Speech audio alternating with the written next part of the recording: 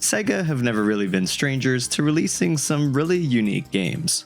While nowadays their portfolio isn't quite as diverse as it was at the turn of the millennium, well into the 2000s they were putting out some delightfully weird games. And of course, one of their most prolific studios at the time was Sonic Team.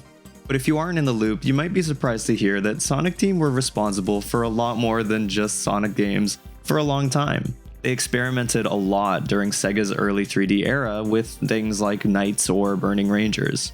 But I was surprised to find out that one of Sonic Team's last brand new series was actually a DS launch title.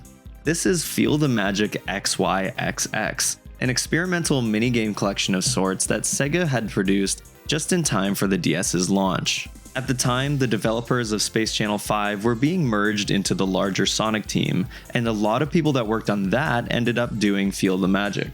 Despite having a provocative cover and title, Feel the Magic is a pretty tongue-in-cheek sort of tech demo game, being based around the then brand new DS's features.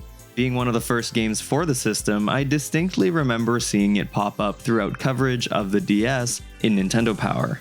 There was this one quiz in Nintendo Power that I could never get the image out of my head for this one screenshot of a Sonic the Hedgehog hairstyle in the game.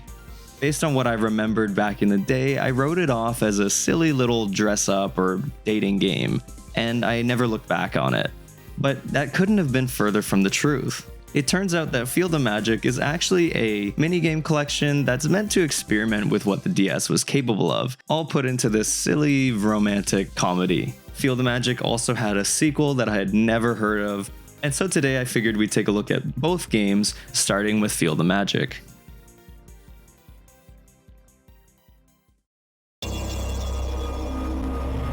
I love that startup warning, very ominous.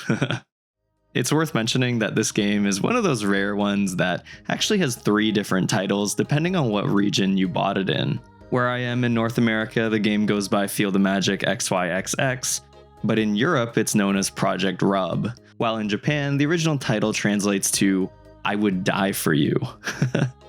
I do find the Japanese title is really funny in the context of the game, but I can imagine marketing that in North America being pretty difficult. All of these names of course work for their own reasons, but I'll just be referring to it as Feel the Magic.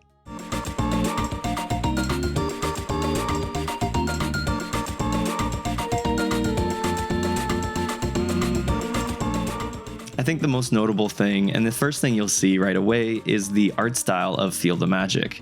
It's very striking and distinct, and probably the most noticeable aspect of the entire game. Every character is fully blacked out other than their brightly colored clothes, and meant to stand out on these equally bright backgrounds. And the backgrounds themselves give a bit of a 70s aesthetic with bold warm colors and patterns. But even with their blank faces, they manage to convey a great range of emotions and expressions, sort of like wacky stickmen. I guess it's also a little iTunes-y for me, but it's definitely doing its own thing with the look. I think it was a good choice since it makes the game stand up really well even today, especially for a launch game. I love the little comic strips that they show you between every level to show you what ridiculous task you're up to.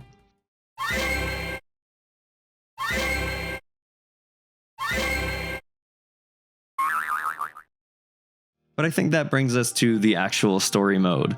Feel the Magic has you playing as an unnamed hero with a goldfish on his shirt who falls in love with this similarly unnamed blue dress girl.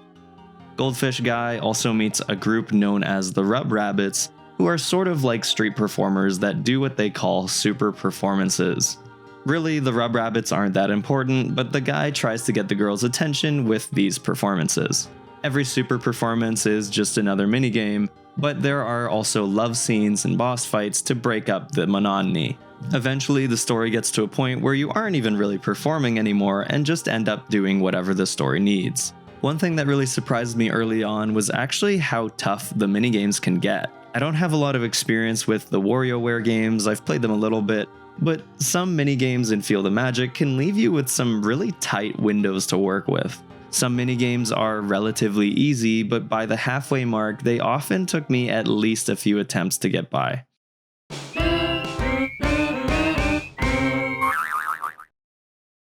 I find most of the games are pretty fun on their own, but they definitely feel like tech demos. More a proof of what you can do with the DS than a properly fleshed out idea. All of the main minigames have 10 levels each, which get progressively more difficult, but thankfully you only have to beat the first 5 without losing 3 times in order to clear a stage. As you finish levels, a heart meter will go up based on how well you did, and once you have enough heart points, you can move to the next scene. And if you're a creep, you can lose hearts by poking the girl.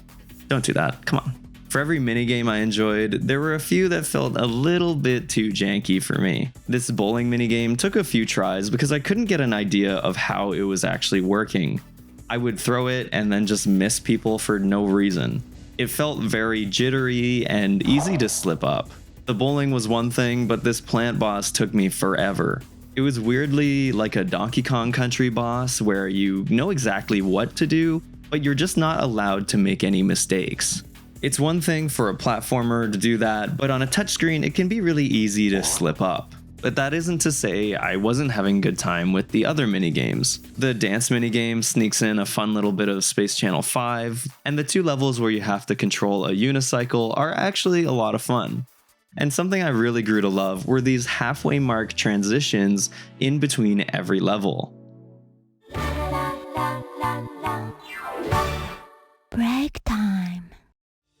It's not a long game considering there's only about 20 short scenes that make up the story mode, but you know, they really take you places. You start out in the city trying to impress the girl, but then there's this purple stalker guy that shows up, and somehow that ends up with you on a remote island. She gets kidnapped and then the hero has to rescue her from a giant robot battle, and then they go to space. It's a whole thing.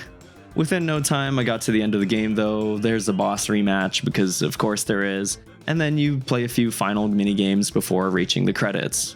The final battle though is an absolute arm killer, and it made me glad that there weren't many DS games that forced you to abuse your touchscreen like that.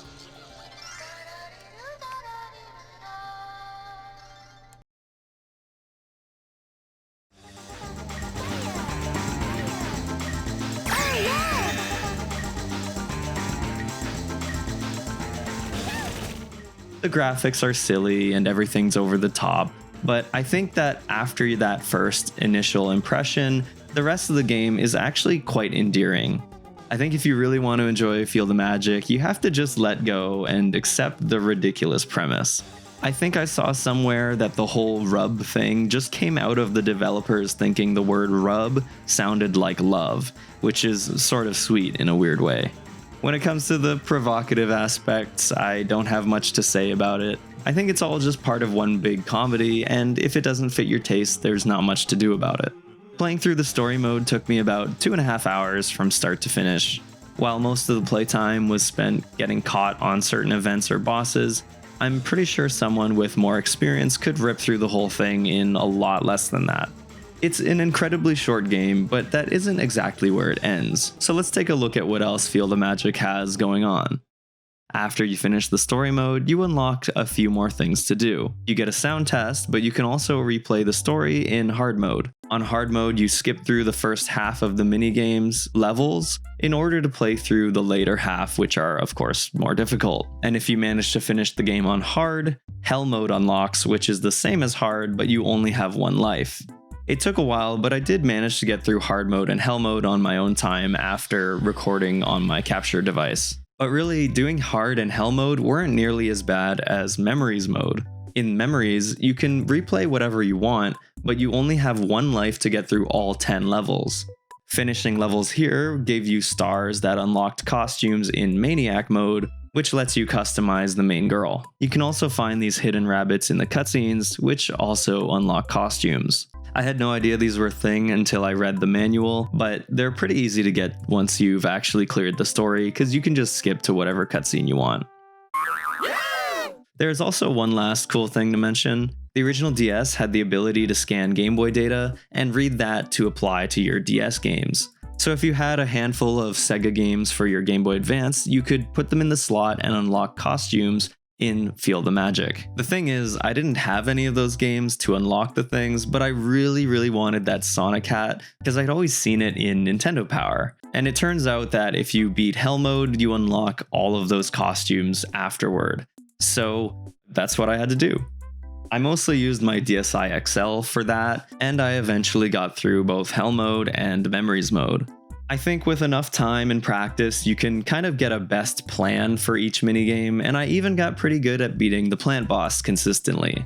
I can't tell you why, but after finishing Hell mode, I felt pretty compelled to just beat the rest of the game. I grinded the heck out of it already, so I figured I was already practiced enough to beat the Memories mode too. The game is incredibly frustrating in a way that I can't explain, but it's got that hardcore side to it that made me really want to just lock in and get all 10 levels in a row.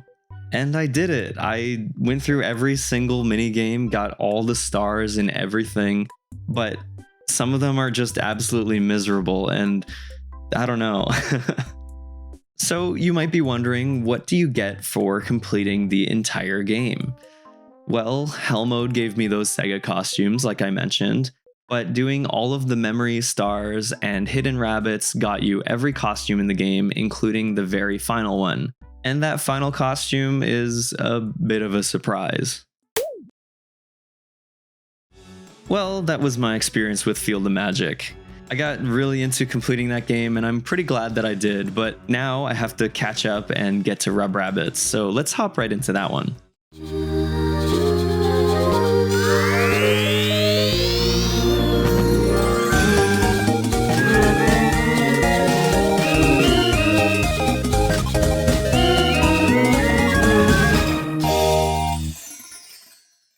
So to my surprise, Feel the Magic XYXX wasn't the ending of this series, and there was a sequel released a year later from SEGA and Sonic Team. Coming out a little less than a year after Feel the Magic, the Rub Rabbits appears to be an improvement in basically every way. Everything feels a bit more refined, especially the look of the game, which has a lot more 3D animation now. Even the titles are a bit more consistent across regions. It's just called the Rub Rabbits in North America and Europe, but they still go by a different name in Japan, which translates to Where Do Babies Come From? The box art looks pretty different here as well, but the Japanese one feels a bit more like a direct sequel. The Rub Rabbits has a slightly different aesthetic here. It goes for a pink and purple color scheme, and characters are a bit more textured and detailed than before. Being a year after the first game, it's pretty clear that the developers had a lot of time to understand what exactly the DS was capable of. Structurally, you might think that it's exactly the same, just with a new set of stories and minigames, but the experience surrounding it has become a lot more streamlined. You can press quick start to get through a level's intro faster, or you can use a scroll bar to quickly choose what level you want to go to, that sort of thing. There's really just a huge boost in the production value, and everything feels a lot more polished. It's cool to see that a lot of the problems I had with the first game were neatly addressed here in the sequel. I can't shake the feeling though that Feel the Magic is one of those games that really only got a sequel because it sold well at launch, and its sequel is really just an entry that's an extension of that first game. It's not entirely a bad thing or anything, it's just that Rub Rabbits feels very much the same.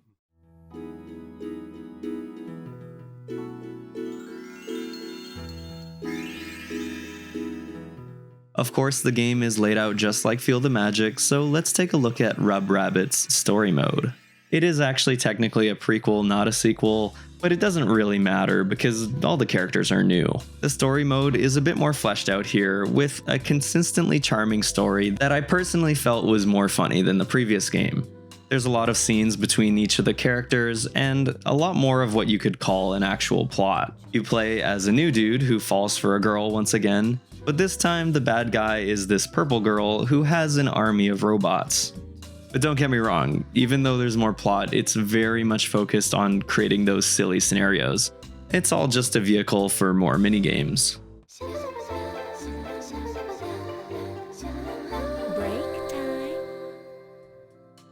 Something about the improved animations actually just makes these sections so much funnier, and it actually follows your costumes that you set this time. Something I didn't notice until halfway through the game was that every break time on the top screen is actually telling its own story of this guy just floating off into space. In terms of the minigames, I think they're more consistently charming in the Rub Rabbits. For the most part, I think that they're more creative here and a little bit better thought out. There's a lot less cheesable games like that microphone one in the first game that was nearly impossible to lose, and thankfully there aren't any minigames that are just meant to destroy your touchscreen. Most of the games are new, but some revisit the old ones with a twist. This overly simple bull boss from the first game has been reskinned to have a section where you have to clear away hearts in order to avoid getting hit, instead of just endlessly tapping away. There's also a lot of minigames that make better use of the DS's unique screen layout, with a lot more vertical scrolling stages. And the difficulty also feels just a bit more reined in. There's still that 10-level marathon mode, but the story mode is a much more forgiving experience. They even went so far to just give you a button to outright skip levels that you don't want to play. Something that I was surprised to be missing in Field of Magic were minigames with different screen orientations. There were plenty of DS games that had you holding it sideways in order to complete certain tasks, and they never had you do that in Field of Magic. They made sure to include a few of those here, as well as a few minigames that actually make you hold the DS upside down. Holding it upside down doesn't really add much, but it's cool to do.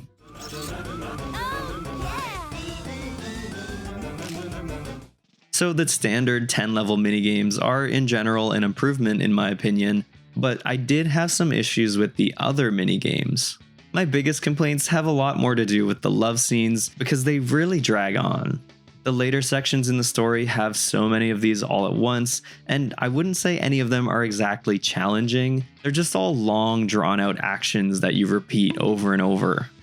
The poking minigame in specific has gotta be the worst. You have to repeat one of two actions that this girl does, but it goes on forever, and you have to sit and watch her poke the guy 10 times in a row before you can even start repeating it. It's just overly simple and boring in my opinion, and you actually have to do this 3 times in the story. One good thing I liked was the change to the heart meter. Instead of having to fill up the meter to 100, you instead just have to beat the minigames. When you finish something in any game mode, you also earn collectible hearts that go toward your costumes. There are still stars to earn in Memories mode, but every game you complete earns you hearts toward that total pool. The new heart system works in some ways and doesn't work in others. Needing to gather 99,000 hearts is a little bit extreme to unlock all the costumes, and they don't really give you that much for completing a level. I didn't end up completing Rub Rabbits like I did with Field of Magic, partially because I was kind of put off by the grind.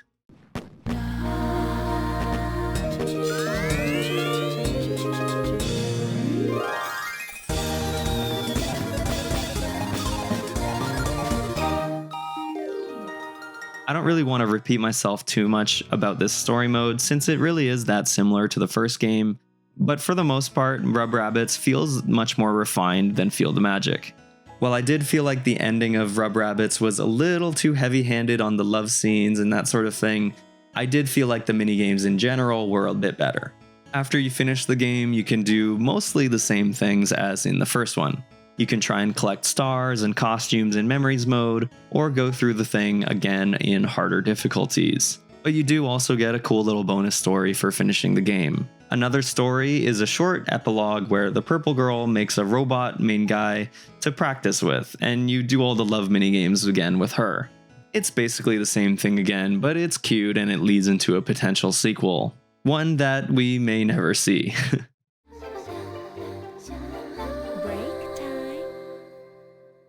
Compared to the first game, Rub Rabbits has a lot of bonus features. There's a few co-op modes like this first one where you and a partner can test your compatibility by sharing the DS. You could put one hand on either side and answer this quiz, then play a minigame where you cut a cake as close down the middle as possible. I tried it on my own, but it turns out I'm only 56% compatible with myself. After doing the minigame, you get a baby that I believe you can share with your friends or something through the connection modes, but I didn't look too far into it. The other co-op game has you passing the DS between a group of friends like a baton. It's another cool experiment that plays with the DS's form factor, but it's probably not something I would bust out at a family gathering. After finishing the game, I think Rub Rabbits is generally better than the first game in most ways, but the more time I spent with it, the more I would notice small changes that would kind of bug me. Things like grinding for hearts and the abundance of repetitive love scenes are a little bit distracting. I would probably recommend people try the first game out, and then if you like it, move on to Rub Rabbits. Since the second game is so similar, but also just has a completely different set of minigames. You could finish both of these games together in probably less than an afternoon, and so I would recommend at least checking out the story modes.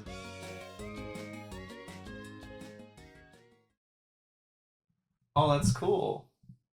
Look, I'm low on batteries and it's telling me, isn't that cool? That's actually kind of neat. I didn't know that. It's hard to believe that Sonic Team put together these games, but it also really isn't. SEGA are just masters of making ridiculous concepts into really fun and engaging games, and these games are just part of that history. Even though these games are credited to Sonic Team, they weren't really created by the part of the team that you might be familiar with. The family ties to Space Channel 5 make much more sense. Maybe you won't click with it, or maybe the quirky humor won't be your thing, but at least you can respect what they did here. The DS let the developers put together these really experimental and creative games just because they were given so many new tools to play with.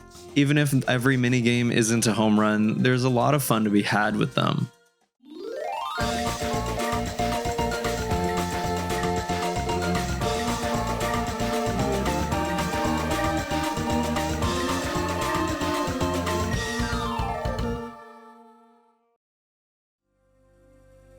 But that brings us to the end of my time with the Rub Rabbits duology. One game that I was always curious about, and a sequel that I genuinely had no idea existed. I hope you enjoyed the video, and if you did, please feel free to like, comment, and subscribe. Doing all that stuff helps support the channel and helps other people find videos like this. We're all constantly battling the algorithm with hopes that maybe something cool will show up. Fun fact, I am profoundly terrible at Space Channel 5, and I don't think I've ever beaten the second level in that game. So I guess I was kind of glad that when I got into this one, finding out that it was made by the Space Channel 5 people, that I could actually do anything. So in a way, I guess I'm thankful that the video even got made. With all that said, I hope you have a great rest of your day, and take care.